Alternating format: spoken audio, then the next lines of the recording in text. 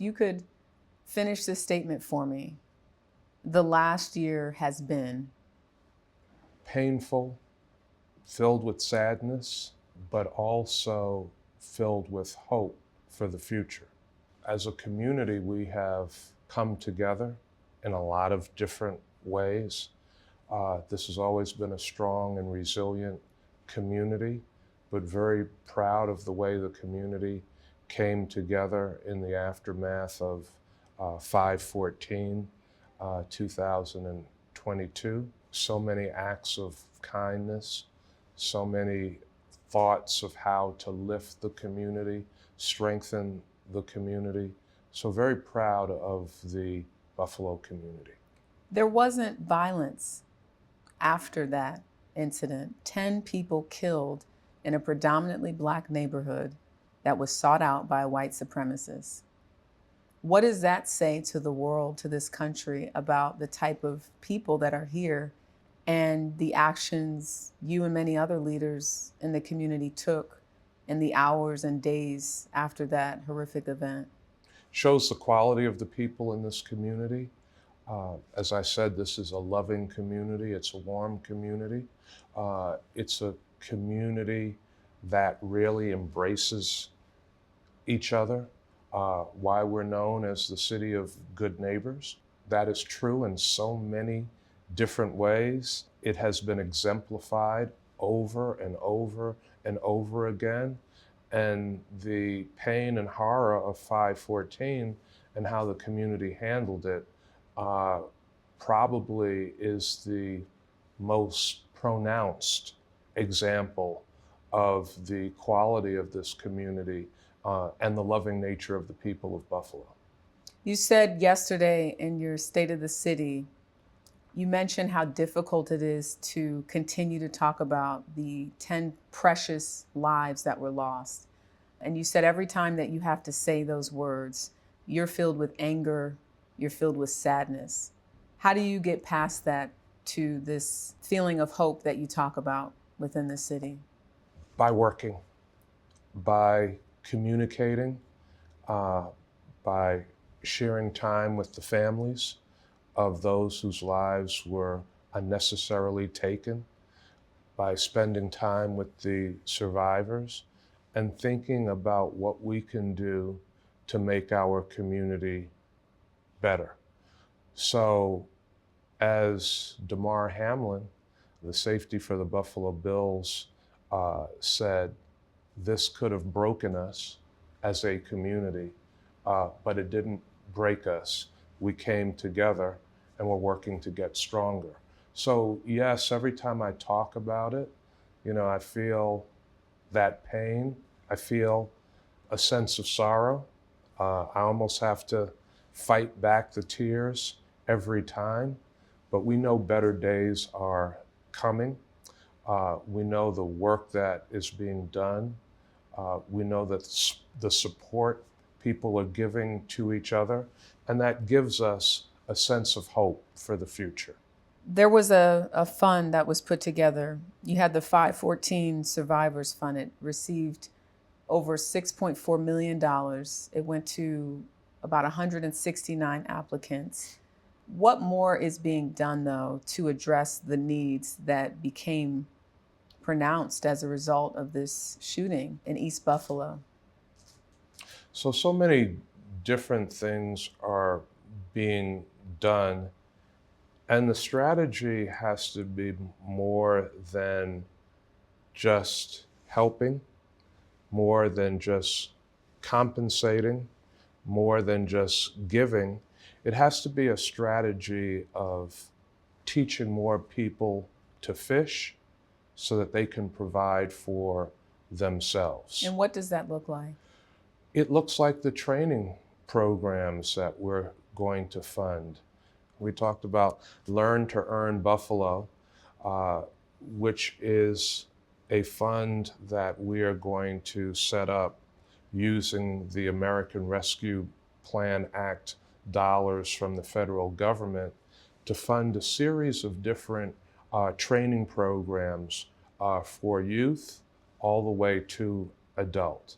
So it could be in manufacturing, it could be in nursing, technology, computers, young people that have to go to summer school, making sure that there is an incentive for them to do that. So from youth to adult, we want to provide the training for people to go from school to college to career, to go from unemployment to employment, underemployment to a promotion. We want to really build wealth in the community.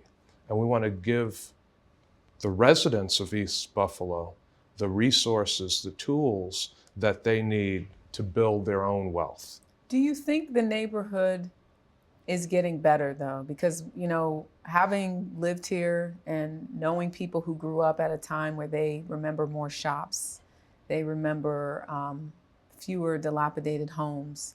But, you know, visually, when I just think about going through that neighborhood, while you have, you know, longtime residents who have kept up with their properties, there's a lot of properties that are abandoned. There's a lot of spaces of land where a home or homes have been knocked down and nothing really has been rebuilt there. How do you speak to the concerns of the people who look at that as a direct correlation to some of the problems, again, that were really spotlighted as a result of the shooting? So many people know that these issues are age old. They go back decades and decades and decades. These are not new challenges or new issues. And they are not unique to Buffalo. You can look at cities all across this country and see some of the same issues. We have made progress. So there was a time when the landscape was dotted with thousands of abandoned homes. We're now down to under 100 of those in the city of Buffalo. There was a time when there were thousands of vacant lots, and there's still thousands of vacant lots, but we're down to about 50% of what once existed. And are we talking 50% from 20, 30 years ago? We're talking about 50% down from about 18 years ago. 18 years ago, okay. Yeah. So progress has been made. There are plans now going forward for a unique performing arts space on Jefferson, a health and wellness clinic on Jefferson Avenue, more affordable housing proposed for Jefferson Is that Avenue. a direct link to what happened on 514? I wouldn't say it is a direct link. I would say that these are projects that people were working on planning before 514, and they're moving forward. The reason why I'm mentioning these are projects that have the strength to move forward, to happen. I don't want to talk about things that are speculative that might not happen. I want to talk about things that we feel pretty confident are going to happen. So the neighborhood will get better. There will be more investment. Some of those vacant spaces will be filled in with businesses. So yes, we're remembering 514 at the 1-year anniversary. And we know what the community looked like before 514. We know what it looks like now. But in a year from now, the 2nd year anniversary, the 3rd year anniversary, if you come to the community, it will look a lot different. It will look better? It will absolutely look better. There's no question about it. Let's talk about TOPS, because I remember even asking you the question of some people saying, why do we have to be re-traumatized? Why don't they just tear it down, build another one? Or why don't they build another grocery store and give me, the resident of East Buffalo, an option? Obviously, you all put a lot of money and resources into creating a space that's different in terms of the entrance, in terms of the look, the openness, security measures. What has been the reaction from the community? And is there now that it's been almost a year, plans to possibly build another supermarket in that area? Some people feel exactly like you recounted, that it is a re-traumatization. Some people still can't bring themselves to come back to the supermarket, but there are many who have come back. There are new shoppers who are now coming. A lot of people might not have even thought about shopping at that supermarket before this. Now when people see the completely renovated market, the security measures, the beauty of it, the new product offerings, it has been a successful reopening. We understand the feelings by some in the community that perhaps it should not have reopened. Perhaps the supermarket should have gone someplace else in that community. But we also knew, many of us, that the fastest way to return that important grocery shopping experience to the community was for that store to reopen. And it did reopen in just a few months after the horrible incident on May 14th. Mm-hmm. As far as mental health is concerned, just based on the pure number of people who applied for the Survivors Fund, and then you can't forget about the people who heard those shots, who live nearby, the people who were on their way there and can't stop thinking about what life could have been like had they been there 2 minutes sooner. Right. What type of mental health counseling has the city provided, and how long will they continue to provide that? So what we're saying is it's okay not to be okay. That is a tremendous trauma. And for many people in that area of the city and other parts of the city, and even region for that matter, it's trauma on top of trauma. So the city has provided mental health services to our first responders, police, fire. We've encouraged them to receive those services. Mental health agencies in the community have been good about providing mental health services to members of the community. Mm-hmm. Many of those services have been provided free of charge. And I would say that people who still feel the weight of it, the pain of it, the trauma of it, they should get help. They should seek counseling. They should talk to someone. Is the city still offering those types of services for free? So the city itself is not the level of government that provides mental health services. So the county stepped in, provided those services. We're very thankful for that. The state came in and provided support. Some of the agencies themselves came into the community and provided mental health services. The Buffalo Urban League has a counseling unit, and right after the shooting, they set up on Jefferson Avenue providing counseling services to members of the community. That's part of the community response that I'm talking about, where people went above and beyond to make sure that others in the community were okay. Businesses went above and beyond. And a lot of that is still happening to this day. I want to get your thoughts on an interview we're going to do later with 4 people who all have unique experiences, all of whom I'm sure you're familiar with. Zanetta Everhart, whose son was shot and could have died. Garnell Whitfield, who you know well, whose mother passed away, who was killed. When you hear those unique stories and understand that whether it's survivors, people who almost died, people who went back to work, people who are still doing the work in the community, how important is it for their voices to be heard at this moment? Critically important for their voices to be heard. They are us. They are the community. And their experience is the experience that many of us in the community could have had.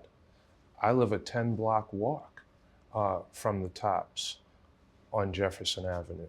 Many of my family members shop at that store. I am periodically in and out of that store. So their stories, their feelings, their pain is the community's story, is the community's pain. So elevating their voices, lifting their voices up, hearing what they're feeling, how they're healing, what they're doing is critically important.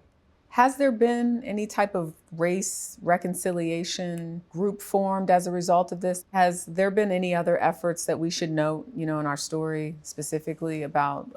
I'm sure there will be. There have been those things in Buffalo in the past. Nothing specifically announced right now, but I'm sure that you will see that in the city of Buffalo in the future. Because we have had race and reconciliation conferences. We have had race and reconciliation discussions in this community. So it is in our DNA, and I'm sure that things like that will be done in the future. Could you just explain for people who don't understand sort of the history of Buffalo and the neighborhoods and sort of the division that existed even before this shooting? When you say we've had those even before something like this happened.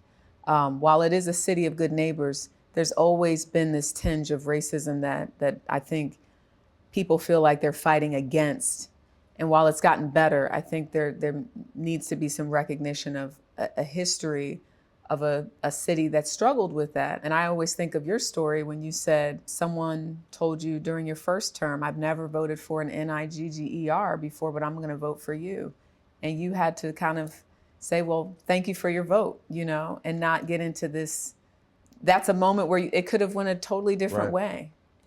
So, the Buffalo is an old American city. The Buffalo story is like a lot of old American cities, but like all of America.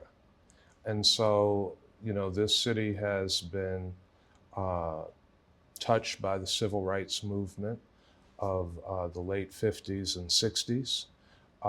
This city has been a victim of redlining, like many other communities across the country, where banks wouldn't lend to Black people and other people of color. That created a certain division and dynamic. Main Street in Buffalo for a long time has kind of been a racial dividing line, like is the case with many cities across this country. So the Buffalo story and the exposing of inequity that the killing of George Floyd exposed nationally, that the pandemic exposed nationally, the racial inequities, the health inequities, the economic inequities, that 514 exposed specifically in the city of Buffalo. We have been working to counteract that. We have been working to heal that. And one of the things that I talked about in my State of the City address yesterday was we have to get real about talking about inequity. Sometimes when people think about inequity, they want to get brand new. They want to talk about just city government. They want to talk about maybe the Black mayor that's in charge now. In 2032, this city will celebrate its bicentennial. And I'm the first mayor, Black mayor, of the city of Buffalo. But when we talk about inequity, we have a county government, we have a state government, we have a federal government, we have the private sector, we have the media, we have not-for-profit organizations. Inequity is built in to every entity in American life. And if we are going to heal the circumstances that we see here in Buffalo as it relates to inequity, and those circumstances in communities all across America, then we've got to get very serious about what it takes to do that. But it can't be finger pointing, it can't be blaming, and it can't be isolating any one organization or entity, because it's system-wide.